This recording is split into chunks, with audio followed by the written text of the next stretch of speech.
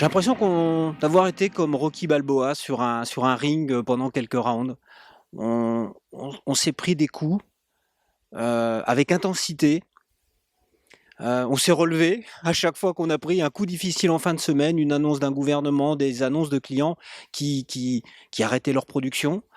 Et puis avec l'entraînement, la gestion de crise, c'est quelque chose chez Tipco qu'on connaît bien. On s'est dit, ouais, c'est pas un match qu'on peut gagner.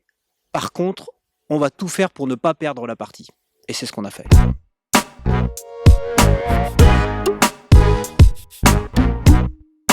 On va se retrouver fin février. Fin février, le ciel il commence à être vraiment sombre. Ce qu'on entend de toutes les nouvelles des spécialistes ou de ce qu'on voit à gauche à droite sont pas terribles. Et on décide le 4 mars d'annuler notre présence en comité de direction à un séminaire le 11 mars que nous avions tous ensemble. Et en contactant les gens qui organisent ce séminaire, je suis très surpris d'apprendre qu'on est la première société qui annule la présence d'un comité de direction. Et là, je me suis dit deux choses. Soit je me gourre et je suis complètement à côté de la plaque parce que ce qui se passe, c'est rien. Mais notre intuition et les faits qu'on voyait nous disaient ça va être violent, ça va être fort, on ne sait pas ce qui va se passer, mais on va commencer les premières mesures de précaution.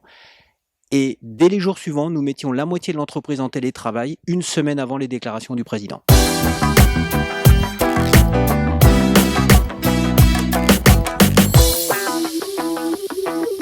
Alors la première préoccupation, on a décidé à l'annonce du président de la République en comité de direction de passer en mode crise.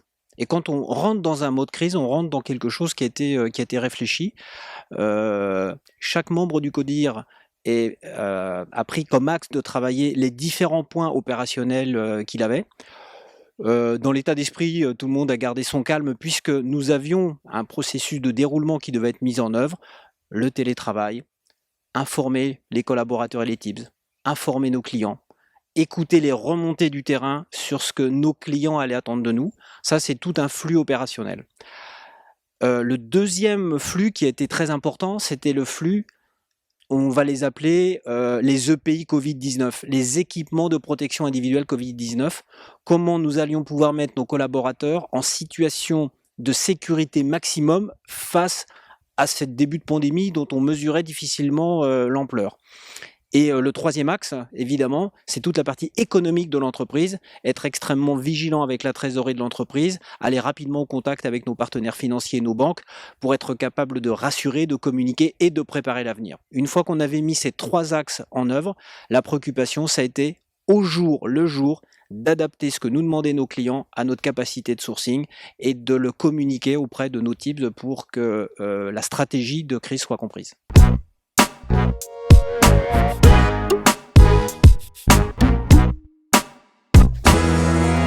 J'en ai vu des vertes et des pommes mûres, ça c'est certain.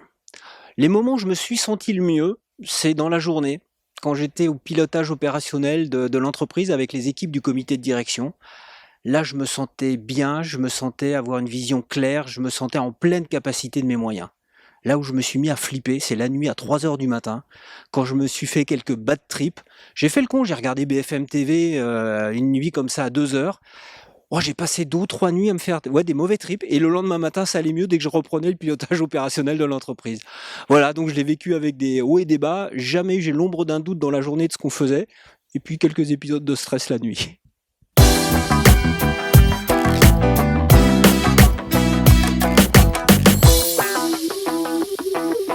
Alors les convictions bousculées, c'est une chose, ce dont je suis certain, c'est qu'on ressort différent.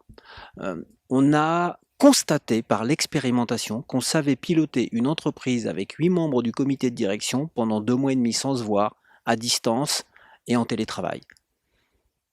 C'est une expérience extraordinaire, et quoi qu'il arrive demain, cette expérience sera bénéfique et sera source d'enseignement pour entreprendre de nouvelles choses.